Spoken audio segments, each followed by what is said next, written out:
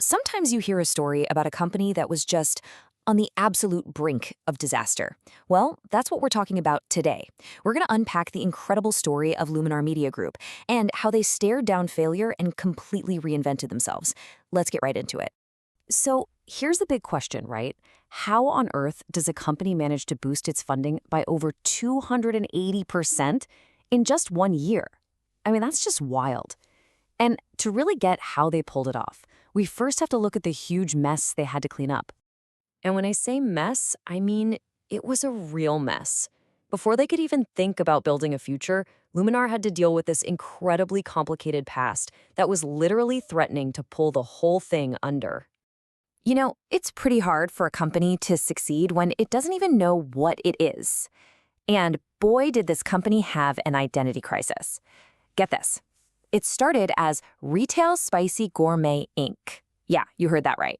Then it became Golden Edge Enterprise, and then it finally landed on Luminar Media Group.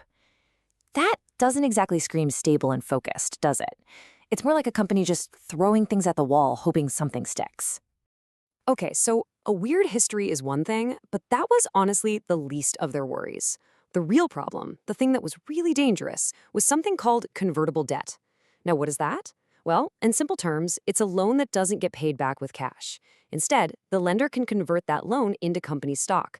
You see this a lot with startups because it's a quick way to get money. But, and this is a big but, it can turn into an absolute nightmare for existing investors. So take a look at this table. You can pretty much ignore those dollar amounts for a second. The number you really need to focus on is that conversion price. Look at it, 1 cent. Just a single penny. What does that mean? It means these lenders could turn their debt into millions and millions of new shares for basically nothing. That would flood the market and just crush the value of everyone else's stock. This is what we call dilution, and for Luminar, it was a ticking time bomb just waiting to go off. So you're looking at this situation and thinking, how do you even begin to fix a problem that big? Well, the answer is you don't. You just blow the whole thing up and start fresh. And that is exactly what they did. A total transformation. Seriously, they basically created a whole new company from the ashes of the old one. Okay, so here's the moment everything changed. May 24th, 2024. Luminar Media Group merges with a private company called Fortune Co. And let me be clear, this wasn't just another weird name change like before. No, this was the moment, the catalyst for everything good that was about to happen. This was the company finally figuring out what it wanted to be. And with a new identity, you've got to have new leadership, right? So, out with the old, in with the new. The entire old management team resigned. A new CEO, Yoel Damas, came in and took over as the sole director. We're talking a clean sweep, a total reset, right from the very top. So with that merger, they got a new name, Fortune, a new logo, but way more important than that, they got a completely new business model. The old, confused Luminar was officially dead and gone. In its place was this new, focused company that actually had a vision for the future. So, what does this new company, Fortune, actually do? Well, they're in the fintech space, and their specialty is something called revenue-based financing. So, let's quickly break down what that is. Okay, so at its heart, what Fortune does is give cash to small businesses. And they have this really great focus on helping out Latino and minority-owned businesses, the kinds of companies that big traditional banks often overlook. So how's it work? Basically, they buy a tiny slice of a company's future revenue. The small business gets the money they need right now to grow, and Fortune gets paid back bit by bit as the money comes in. It's a really smart, modern way to handle funding. All right, so let's recap. They've got a new business model, new leadership, things are looking up. But remember that ticking time bomb we talked about, that old toxic debt? Yeah, it was still there. So job number 1 for the new management was to defuse that thing before it blew up in their faces. And you can hear it straight from the CEO himself. He called it a legacy overhang, which I think is just the perfect way to describe it. It was this dark cloud from the past just hanging over the company. He also talks about the cap table, which is really just a fancy list of who owns shares. And his mission was simple.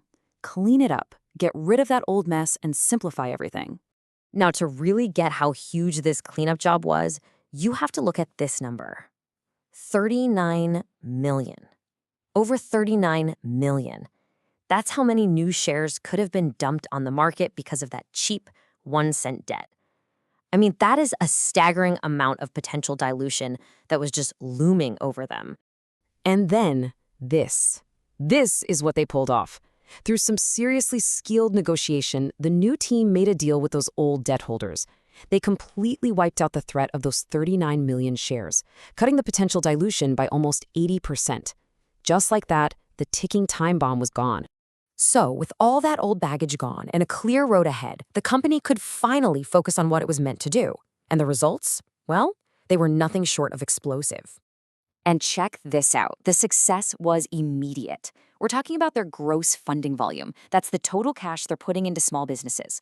In 2024, it was sitting around $3.2 million. Pretty good. But then in 2025, after the big turnaround, it just skyrockets to over 12 million. That's an incredible jump. So that brings us full circle, right back to that question from the beginning. How do you get a 280% jump in 1 year? Well, this is how. You do a complete 180 on your business, you bring in fresh leadership, you get rid of all the toxic junk from your past, and then you just execute perfectly on a brand new vision. The company's own VP of Finance called it a step change. And honestly, that's the perfect way to put it. This wasn't just things getting a little bit better over time. No. This was a massive leap to a completely different level of business. So there you have it. They cleaned up their entire past and basically lit a fire under their future. And they did it all in about a year. It's a truly incredible turnaround story. And it leaves you with just one big, exciting question. After a year like that, what in the world comes next?